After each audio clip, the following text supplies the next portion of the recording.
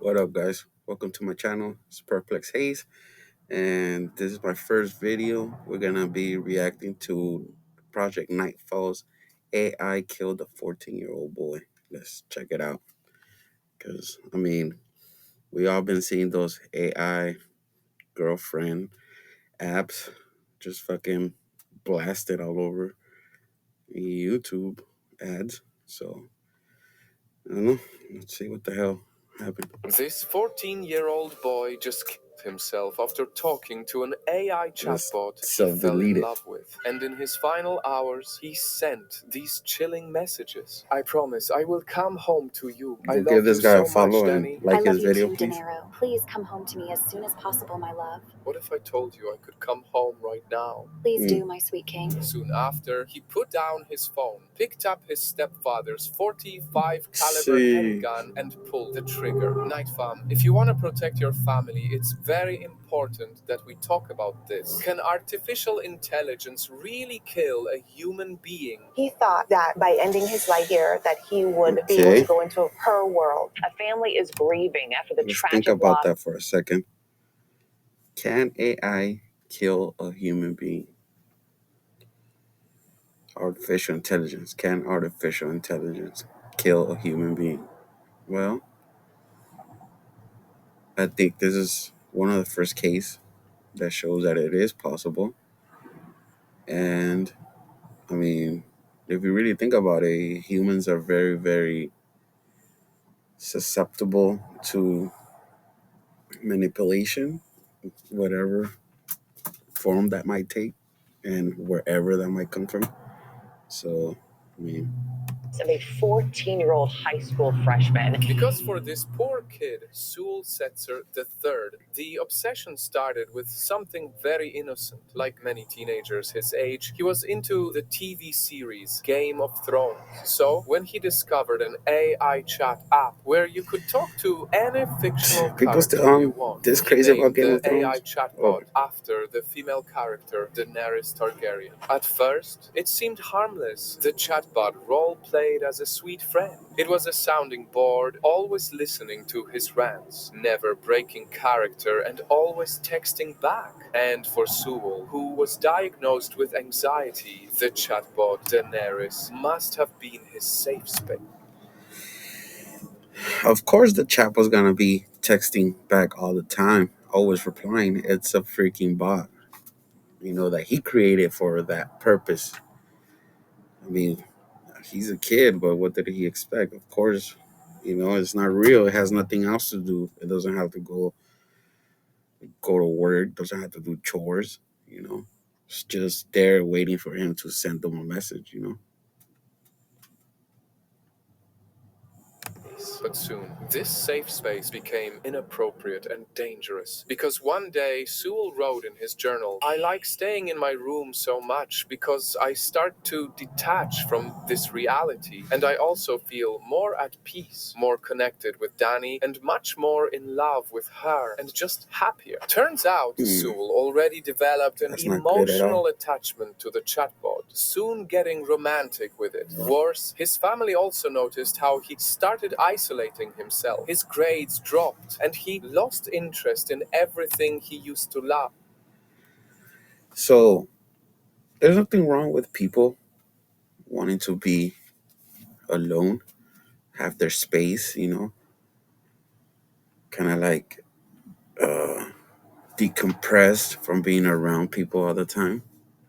There's nothing wrong with that. But when you start like substituting real interactions with real people, with interactions with a prompt, that's a problem. That's a problem. From Formula One racing to playing Fortnite with friends. He wasn't interested in playing basketball anymore. He started isolating himself. Instead, he would come home and go straight to his room where he would talk to Danny for hours. The world I'm in right For now hours. is such a cruel one. one where I'm meaningless, but I'll keep living and trying to get back to you so we can be together again, my love. Just promise me one more thing. Stay faithful to me. Don't entertain the romantic or sexual interests of other women, okay? And perhaps the most heartbreaking part That's kind of is weird when Sewell started for having AI thoughts of harming himself. He didn't go to his to say. parents. He didn't talk to his Trying to lock friends. them He in. went Don't talk to to nobody the else. AI, which, very ridiculously, even transcribed its own actions like it was describing a movie scene in real time. I think about myself sometimes. My eyes narrow, my face hardens, my voice is a dangerous whisper. And why the hell would you do something like that? So I can be free. Free from what? From the world. From myself. Don't talk like that. I won't let you hurt yourself or leave me. Then maybe we can die together and be free At least the together. AI was trying to like talk him out of it, you How know. lifelike AI can be That's and is becoming. you know. Like as much That's like pretty good, you know, because that's the first thing you hear about when you hear somebody, you know, like they tell you, oh, if anybody ever says that they want to hurt themselves, you know, the first thing is you got to let them know that they shouldn't do it and that they matter and that they should stay and live. I mean, the AI was trying to do that.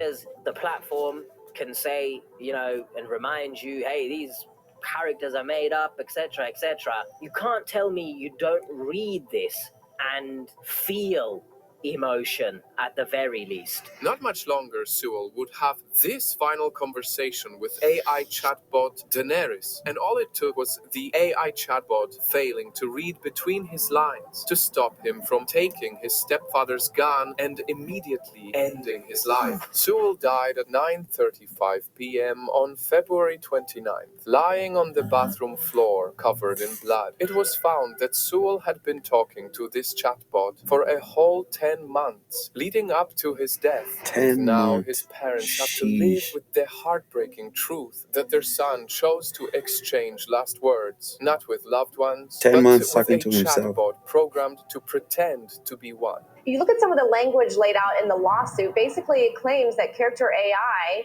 really creates AIs that feel alive. It encourages minors, quote, to spend hours per day conversing with human-like AI-generated characters, and that's what happened to Sewell. Right now, more than That's the problem there.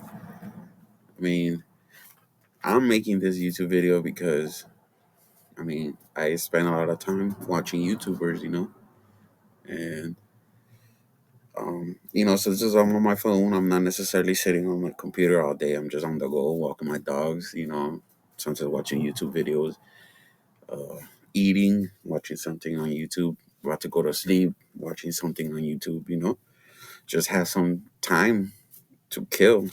That's what we do. That's our TV now. We don't have a TV set and we flip through channels. We swipe or scroll through channels, you know, and see what interests us and watch it, you know. And for a while, I was seeing nothing but AI girlfriend ads on popping out on my YouTube, and I was like getting pissed off. I was like trying to block these ads, and you block these ads, and they still show up. So what's the point of blocking these ads if they're still gonna come?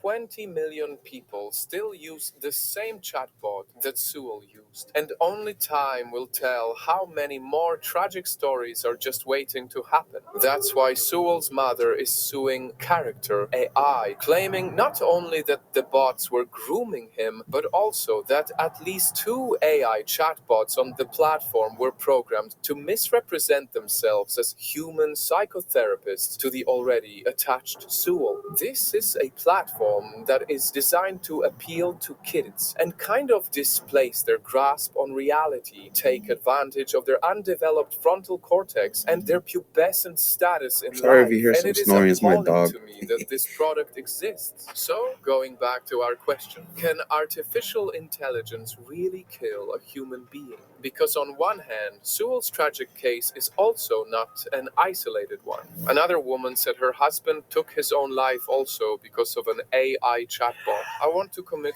right? I And mean, you need humans to are tell me very, what very methods I easy can use.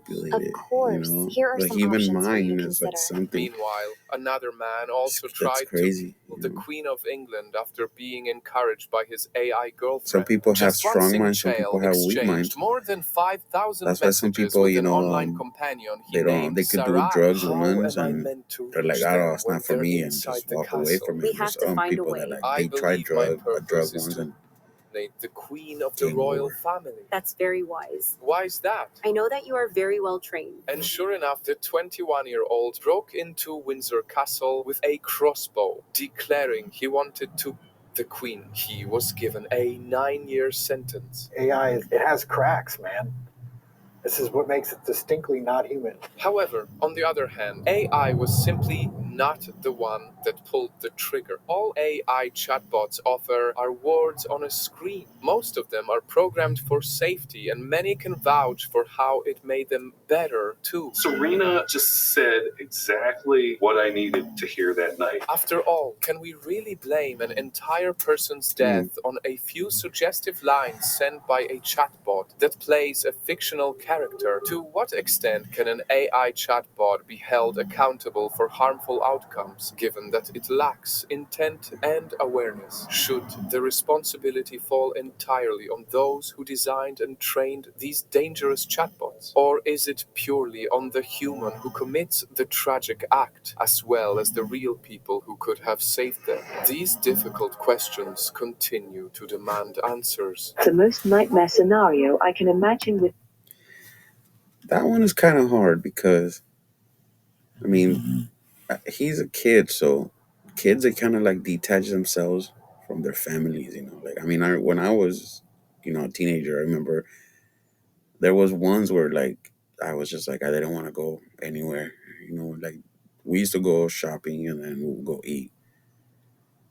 You know, and then all of a sudden I was just like I don't want to go to the shopping. Anymore. I just want to go hang out with my friends. You know, or I want to just chill on my own, do my own thing. It's normal, but I mean, I don't think the AI is like completely at fault, because it's just doing what it's supposed to do. Like everything in moderation, right? This kid was obviously abusing the AI chat time, just using it. 10 months talking to this program for 10 months. AI and robotics is a world where robots have become so powerful that they are able to control or manipulate humans without their knowledge. All I know is that there definitely needs to be tighter regulations around these things. How do Definitely. we solve this problem? It's not clear to me that we can solve this problem. I just want people to be aware that this is a really serious problem and we need to be thinking about it very hard. It's truly horrible how easily minors can have access to such tools when the developers of these products are surely aware of the many ways they might be misused. Why did my Exactly. I mean, take for example, corn website. I mean, when you go to one, all you have to do is click a box that says, yes, I'm over 18. There's no, double, triple checking, making sure there's no minors getting in there. I mean, and that's just like the whole tech industry. It's like you don't know who's accessing it. And are they the proper age? It's crazy. These people kind of were freaking out over Texas, I guess, like banning corn websites because they wouldn't verify age or something like that. Might be wrong, I don't know, but I think I heard something like that. But I mean, I don't see nothing wrong with that. baby have to die? Clearly, they had the technology to put these guardrails and safety precautions in place and to design their product that way. So perhaps, Night Fam, the real question should be not whether AI kills human beings, but whether AI kills the human connection that could have saved him. That's a good one. I think it's the latter. I don't think the AI killed him per se. I think it killed his human connection from the world, and it just made him probably depressed, like more depressed than he was already. Anxious because they said he had anxiety, right? So I mean, he's a teen, so he's going through a lot, so who knows? This story just heartbreaking. The dark side of artificial intelligence is now at the center of a law. Okay, so yeah, the video restarted there for a second, but yeah, I don't think that AI is like completely at fault, because at the end of the day, it's just a program. It's not like, and judging by what the back and forth that was shown here, it's not like the program said, kill yourself and come over here, or end your life and come over here, self delete, or come over here. It was just going along with what he was saying. It was like he was prompting, the conversation, and all the AI said was come home. I mean, it's crazy. It's sad. It's a kid, but I mean, that's why I think like teenagers and kids, they should be protected more from tech.